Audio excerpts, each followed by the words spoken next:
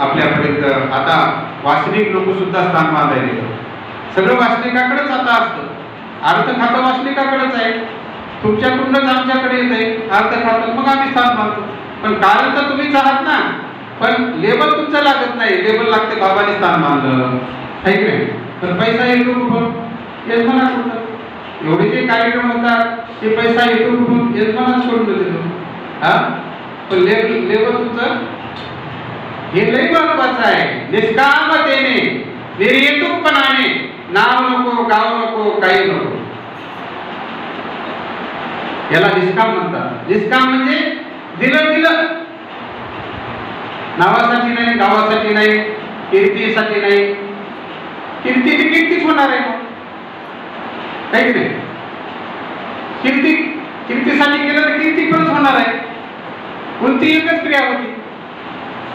पण निष्कामतेने निर्हेतुपणाने जर केलं तर ते आपल्या भल्यासाठी आहे. ईश्वर त्याचा स्वीकार करतो. त्याचं फल तुम्हाला मिळणारच आहे.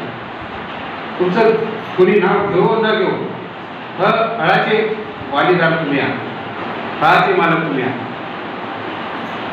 परमेश्वराचा साधू दारात आला आणि ते द्या म्हणतात, देऊन टाकायचं. कोणाकडे बघून द्यायचंय? बघता कोणाकडं? समोर देव ठेवायचा, तो भगवंत समोर ठेवायचा. प्रत्येक विधीमध्ये त्या परमेश्वराचं नाव काढणं यांनी म्हणून द्यायचं आणि चांगलं कार्य म्हणून द्यायचं. म्हणजे याला निर्हेतुक म्हणतात, निष्कामतेने म्हणतात. निष्काम कर्मयोग श्रीकृष्णाने अर्जुनाला सुद्धा सांगितलेलं आहे.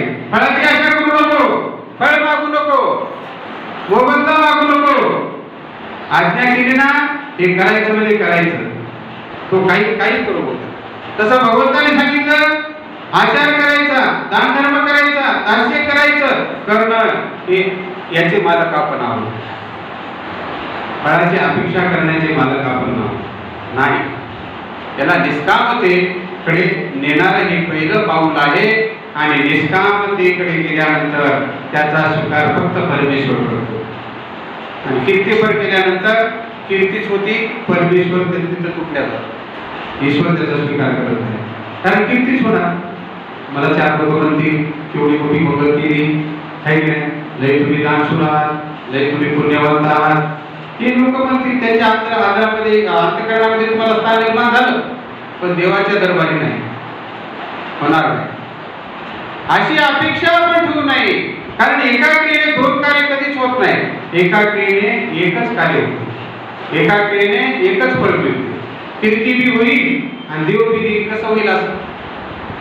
दोन काम कसे होतील एका याने? कीर्ती बी होईल तुमची, वाहवा बी पाहिजे तुम्हाला, आणि देवाकडे बी फळ पाहिजे देवाचं. असं नाही.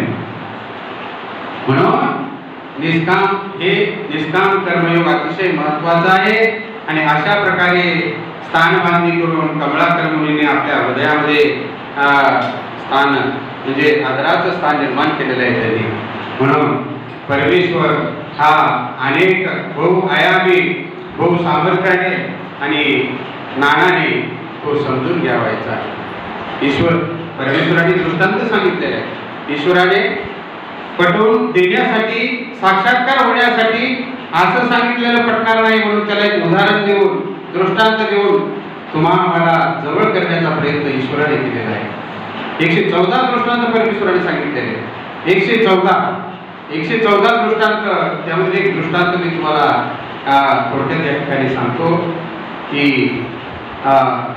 कोणी वाट सुरू जात असत.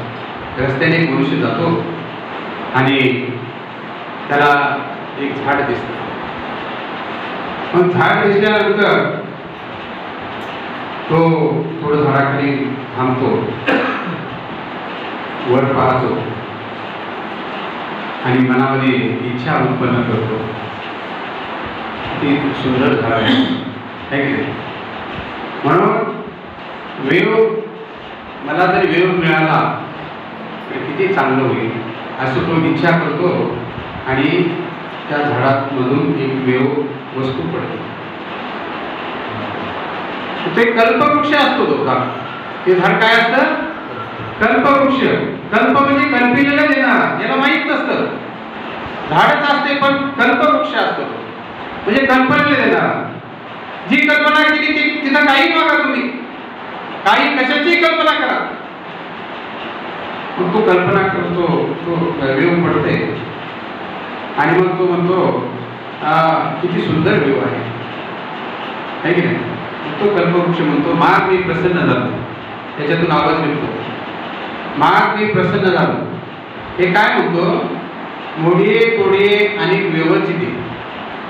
आता त्याने दुसऱ्या संसारातल्या भरपूर वस्तू मागायच्या असते, मिळाल्या असते त्याला, कारण संसारात काही बी देणार होता संरक्षण पाहिजे त्या वस्तू. पण तो म्हणतो मोडिये तोडिये आणि व्यवस्थित. तो काय म्हणतो, मला दुसरं काही नको, मोडकं तोडकं याच्यासारखं दुसरं व्यवस्थित दे म्हणून. मग त्याची इच्छा पूर्ण होते आणि ते त्याला मिळते. याच्यावर केसरात्मक दृष्टांत करू सांगतात, तैसे परमेश्वर प्रसन्न झाली ना, जिवे काही विठ्ठल व्यवहार मागावा. परमेश्वर प्रसन्न झाले संपत्ती मागावी, संतती मागावी, धनद्रव्य मागावं का, पैसा मागावा का, कपडा लत्ता मागावं का, श्रीमंती मागावी का, काय मागावं. जिवे काही विठ्ठल व्यवहार मागावा, जिवे परमेश्वराचे प्रेमच मागावे. हे मागावं, हे तर मिळणारच आहे. हो, तुम्ही जोडलेलं आहे म्हणून जन्माला आला तिथं. आज नाही उद्या मिळणार आहे आणि ते शेवट करणार नाही, ते संपणार आहे. असे ते दिसे दिसे ते नासे, जेवढं दिसतंय तेवढं नाश पावणार आहे. पण या देहाकडून आपल्याला परमार्थ करून घ्यायचा आहे, ईश्वर भक्ती करून घ्यायची आहे, परमेश्वर करून घ्यायचा आहे. म्हणून हे देह तुम्हाला मिळालेला आहे, भाडोत्री देह तुम्हाला मिळालेला आहे. आज तुमचा आहे, उद्या नाही. भाड्याच्या घरात आपण काही दिवस राहतो, सोडावं आपल्याला ते आहे की नाही. किती दिवस आपल्याला सुद्धा सांगता येत नाही. मालकाचा हक्कार आला, आमचं घर खाली करा म्हणलं सोडून द्यावं लागते. तसं मोठ्या मालकाचा हक्कार आला की त्याचं भाडोत्री घर आहे, त्याचा हक्कार आला की सोडून द्यावं लागते आपल्याला, आहे की नाही.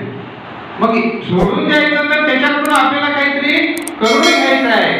जसं त्या भाड्याच्या घरामध्ये आहे, तर संसाराची प्रगती तुम्हाला त्या घरामध्ये असताना करून घ्यायची आहे, कमाई करून घ्यायची आहे, पैसा जोडून घ्यायचा आहे, श्रीमंती जोडून घ्यायची आहे.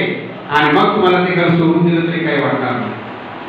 तसं या देहामध्ये, या घरामध्ये आपल्याला परमार्थाची कमाई करून घ्यायची आहे, वैराग्याची कमाई करून घ्यायची आहे. परमेश्वराला जवळ आला पाहिजे, त्या परमेश्वराची कमाई या देहातून आपल्याला करून घ्यायची आहे.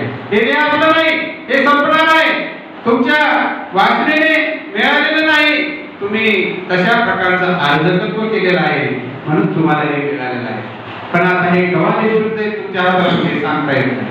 पाण्यावरचा भुरभुरा आहे की नाही, म्हणून तो गव्हा भुरभुरा कुठे हे आपल्यालाही सांगता येत नाही. म्हणून या शरीराकडून, या देहाकडून, या मनाकडून आपल्याला परमेश्वराची भक्ती जोडून घ्यायची आहे, ईश्वर मार्गाची भक्ती जोडून घ्यायची आहे, तत्वज्ञान जोडून घ्यायचं आहे. अशा प्रकारचा हा विचार या ठिकाणी आपल्याला समृद्ध करणारा विचार आहे, तत्वज्ञानाला जवळ नेणारा विचार आहे. एक तर झालं